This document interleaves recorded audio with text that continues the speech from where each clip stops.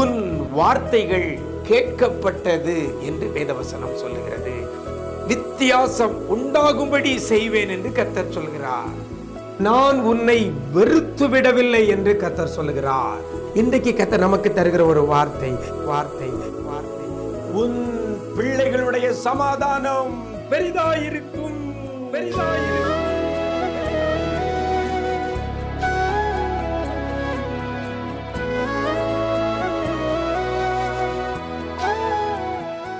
கிறிஸ்துவில் பிரியமானவர்களே, ஆண்டவரும் இரட்சகருமாகிய இயேசு கிறிஸ்துவின் ஈடு இணையற்ற நாமத்தில் உங்களுக்கு அன்பின் வாழ்த்துக்கள். நல்லா இருக்கிறீங்களா? எல்லாரும் ஆண்டவர் கிருபையில் நல்லா இருப்பீங்கன்னு கர்த்தருக்குள் நம்புகிறேன். இந்த நாளிலே கூட இன்றைய விசேஷித்த வார்த்தை நிகழ்ச்சி மூலமாக ஒரு வேதவசனத்தை உங்கள் முன்னால் நான் வைக்க ஆசைப்படுகிறேன். வேதவசனம் சொல்லுகிறது, ஏசாயா தீர்க்கதரிசியின் புஸ்தகம் 54ஆம் அதிகாரம் 13ஆம் வசனம் சொல்லுகிறது, சமாதானம் பெரிதாயிருக்கும் என்று வேதவசனம் சொல்லுகிறது. சமாதானம் பெரிதாயிருக்கும். இன்னைக்கு ஒரு கேள்வி கேட்டு பார்ப்போம்.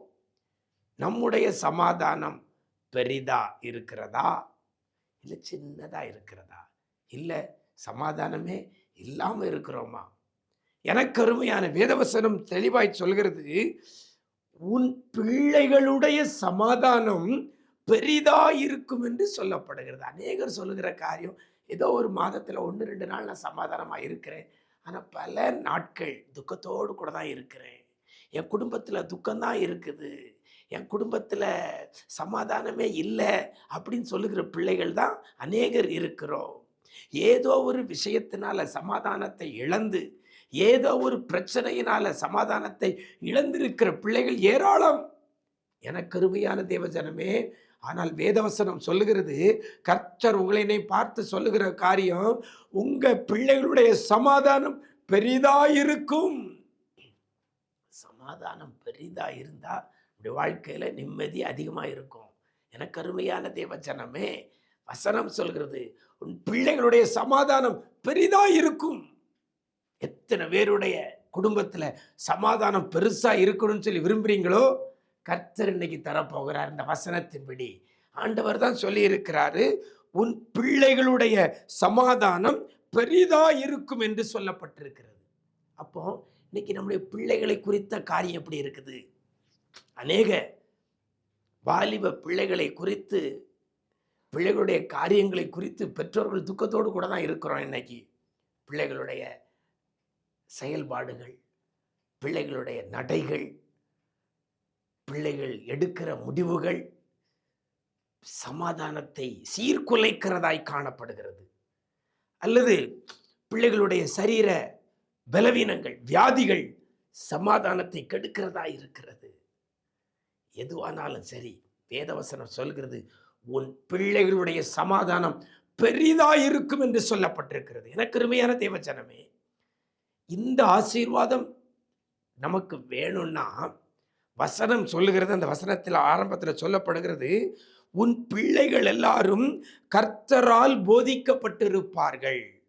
பிள்ளைகள் கர்த்தரால் போதிக்கப்பட்ட வழிகளிலே நடப்பார்களே ஆனால் பிள்ளைகளுடைய சமாதானம் பெரிதாயிருக்கும். பிள்ளைகள் கர்த்தருடைய வழியில நடக்கணும்னா பிள்ளைகளுக்கு கர்த்தருடைய வழியை நம்ம போதிச்சிருக்கணும். எனக்கு அருமையான தேவஜனமே, வசனம் தெளிவாய் சொல்லுது, உன் பிள்ளைகள் எல்லாரும். இன்னைக்கு சில வீட்டில் ஒரு பிள்ளை சூப்பரா இருக்கு ஆண்டவருக்கு பயந்து, ஆனா இன்னொரு பிள்ளை வேத வாசிக்கிறது கிடையாது, ஜபிக்கிறது கிடையாது, ஆலயத்துக்கு வர்றது கிடையாது, தான் இஷ்டப்படி போயிட்டு இருக்கான. அதே வீட்டில் இன்னொரு பிள்ளை ஆண்டவருக்கு பயந்து நடக்கிறான். வசனம் சொல்கிறது, உன் பிள்ளைகளில் ஒன்று அப்படின்னு சொல்லலை, உன் பிள்ளைகள் எல்லாரும். உன் பிள்ளைகள் எல்லாரும் உங்க வீட்டில் அல்லது உங்களுக்கு எத்தனை பிள்ளைகள் உண்டோ, உங்கள் கற்பத்தின் கனிகள் எத்தனை உண்டோ அத்தனை பிள்ளைகளும் இன்றைக்கு கர்த்தரால போதிக்கப்பட்டிருப்பார்கள். அப்படி போதிக்கப்பட்டிருக்கிற பிள்ளைகளாக இருப்பார்கள் ஆனால் பிள்ளைகளுடைய சமாதானம் பெரிதா இருக்கும். அப்போ சமாதானம் பெரிதா இருக்க அடிப்படை காரணம் ஒன்றே ஒன்றுதான். கர்த்தரால் போதிக்கப்பட்டிருக்கப்பட வேண்டும். நம்முடைய பிள்ளைகள் கர்த்தரால் போதிக்கப்பட்டிருக்க வேண்டும். வேத வசனத்தால போதிக்கப்பட்டிருக்கணும். வேத வசனத்துக்கு கீழ்ப்படிந்து நடக்கிற பிள்ளையா இருக்கணும். அப்பந்தான் பிள்ளைகளுடைய வாழ்க்கை நல்லா இருக்கும். பிள்ளைகள் வாழ்க்கை நல்லா இருந்தா நீங்களும் நானும் சமாதானமாய் சந்தோஷமாய் இருக்கலாம். வேதவசனம் சொல்லுகிறது, உன் பிள்ளைகள் எல்லாரும் கர்த்தரால் போதிக்கப்பட்டிருப்பார்கள். உன் பிள்ளைகளுடைய சமாதானம் பெரிதா இருக்கும். இன்னைக்கு பிள்ளைகளை கர்த்தருக்குள் வளர்க்க இன்னைக்கு நீங்க பிரயாசப்படுங்கள். உங்க பிள்ளைகள் வேத வசனத்தை, பிள்ளைகளுக்கு வேத வசனத்தை போதிங்க. வேத வசனத்தை போதிங்க. வேத வசனத்தால போதிக்கப்பட்டிருந்தா பிள்ளையுடைய வாழ்வு சிறந்திருக்கும். பிள்ளைகளுடைய வாழ்வு உயர்ந்திருக்கும். பிள்ளைகளை குறித்து நம்ம நிம்மதியா இருக்கலாம், சமாதானமா இருக்கலாம். பிள்ளைகளுடைய சமாதானம் பெரிதா இருக்கும். பிரியமான தேவனுடைய பிள்ளைகளே, பிள்ளைகளை கர்த்தரால போதிக்கப்பட்ட பிள்ளைகளாக வளருங்கள். சமாதானம் பெரிதா இருக்கும்படி கர்த்தர் செய்வார். அப்படிப்பட்ட கிருபையை கர்த்தர் தருவாராக. எங்களை நேசிக்கிற நல்ல தகப்பனே, ஆசீர்வதிக்கப்பட்ட நல்ல நாளிலே கூட உன் பிள்ளைகளுடைய சமாதானம் பெரிதாயிருக்கும் என்று சொல்லி ஒரு வார்த்தையை கொடுத்திருக்கிறீங்கப்பா.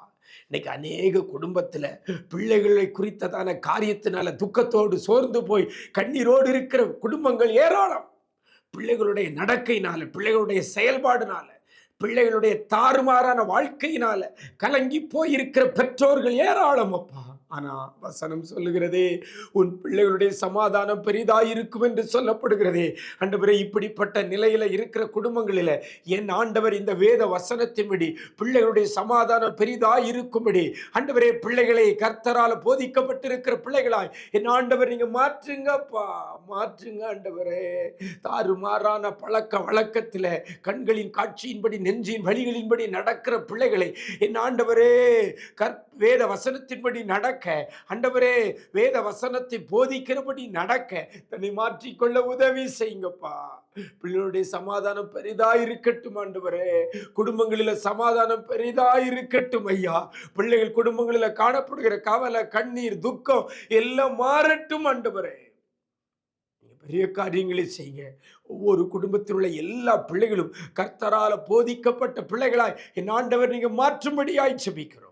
தேவன் செய்ய போறதற்காக நன்றி. குடும்பங்களில் சமாதானம் உண்டாக போறதற்காக நன்றி. பிள்ளைகளுடைய சமாதானம் பெரிதாக இருக்க போறதற்காக நன்றி செலுத்துகிறோம். இந்த நாள் முழுவதும் உடைய பிரசன்னத்தில் மூடிக்கொள்ளுங்கப்பா. பிள்ளைகளை சமாதானத்தோடு காத்துக்கொள்ளுங்க. பூரண சமாதானத்தோடு காத்துக்கொள்ளுங்க. பரத்த கோட்டைகளை மறைத்துக் கொள்ளுங்க. மீட்பர் இயேசுவின் மூலம் ஜெபிக்கிறோம் நல்ல பிதாவே, ஆமென், ஆமென். பிரியமானவர்களே, உங்கள் பிள்ளைகள் கர்த்தரால் போதிக்கப்பட்ட பிள்ளைகளாக மாற்றிக்கிடுங்க. உங்கள் பிள்ளைகளுடைய சமாதானம் பெரிதாயிரும். God bless you.